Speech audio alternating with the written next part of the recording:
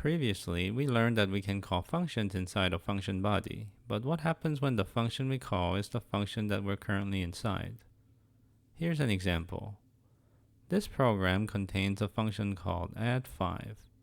The add5 function body contains another call to the add5 function. Let's walk through this program to understand what happens. In line 5, Python calls the add5 function. After saving the current state, Python jumps to line 2.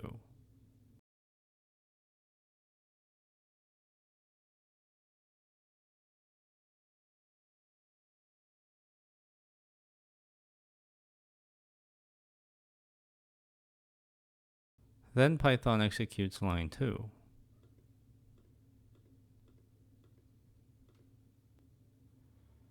In line 3, Python calls add5 again. Thus, Python again saves the current state and jumps to line 2.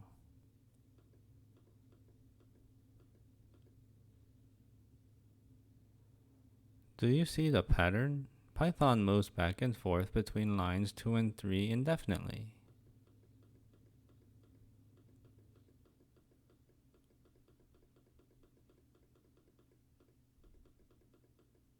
Meanwhile, the context stack also keeps growing, since Python never exits the add5 function.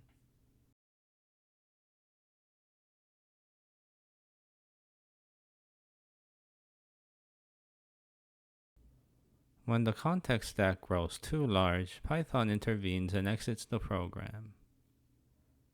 When we call a function inside the same function, we're calling the function recursively.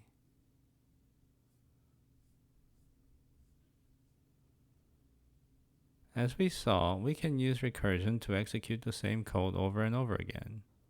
But we don't want the functions to run forever, so we add one or more exit conditions to the function body.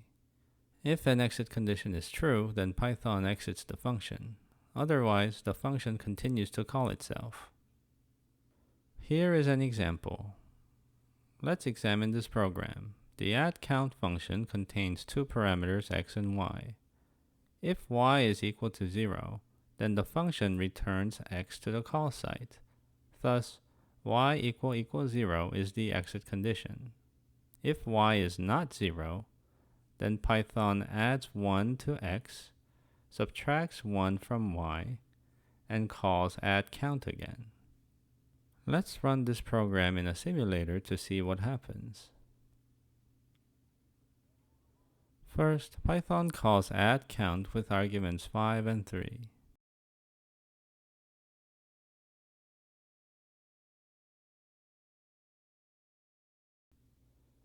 Since y is 3, y is not equal to 0. Thus, Python is going to return addCount with 5 plus 1 and 3 minus 1.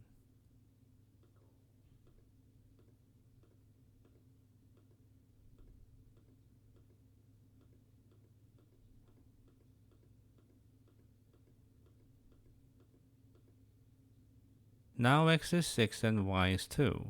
Thus, y is still not equal to 0.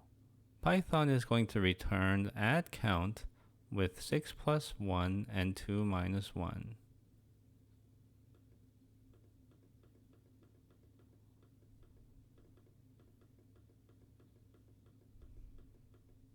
Now x is 7 and y is 1. Thus, y is still not equal to 0. Python is going to return addCount with 7 plus 1 and 1 minus 1.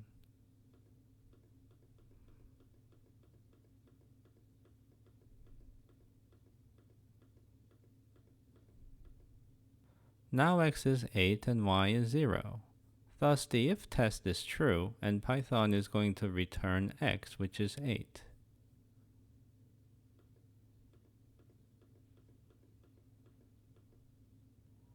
Python is now back in addCount 7 and 1. Since addCount 7 plus 1 and 1 minus 1 is 8, Python can now return 8.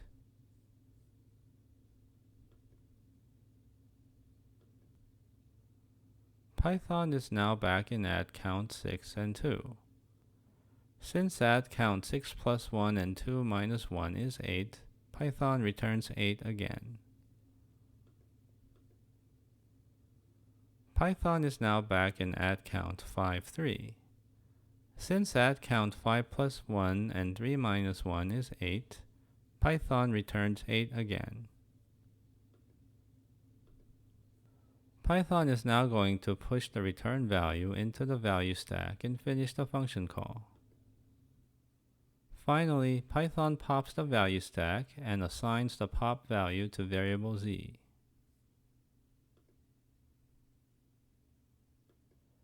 In summary, Python keeps adding 1 until y is equal to 0.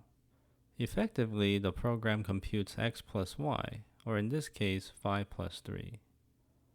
Thanks to the exit condition, Python returns from the function after a few cycles. But we should carefully consider the full domain of inputs to ensure that the function always terminates. For example, what happens if we make the following function call? The second argument is a negative number. The addCount function keeps subtracting 1 from y, so y will stay negative. Thus, the exit condition is never true. We can address this oversight by changing line 2 to if y is less than or equal to 0.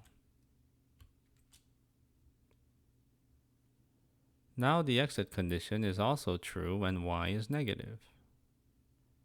Recursion is a natural strategy for any operation that can be described in terms of itself. For example, the factorial of n, or n factorial, is n times n minus 1 times n minus 2 until the term is 1. Notice that n minus 1 times n minus 2 until the term is 1 is equal to n minus 1 factorial. Then n times n minus 1 times n minus 2 until the term is 1 is equal to n times n minus 1 factorial. Thus, n factorial is equal to n times n minus 1 factorial. This equation describes the factorial of n in terms of the factorial of n minus 1. For example, 3 factorial is 3 times 2 times 1. Using our formula, 3 factorial is also equal to 3 times 2 factorial. We know that 2 factorial is equal to 2 times 1 factorial. And since 1 factorial is just 1, 2 factorial is equal to 2 times 1, or 2. Thus, 3 times 2 factorial is equal to 3 times 2, which is 6. A Python function that computes the factorial of some number x would return x times the factorial function call with argument x minus 1. Recursion is also useful when we're working with collections of data. Here are some example problems that can be solved recursively. Sorting a list of numbers, getting directions to your favorite restaurant, and searching files in your computer.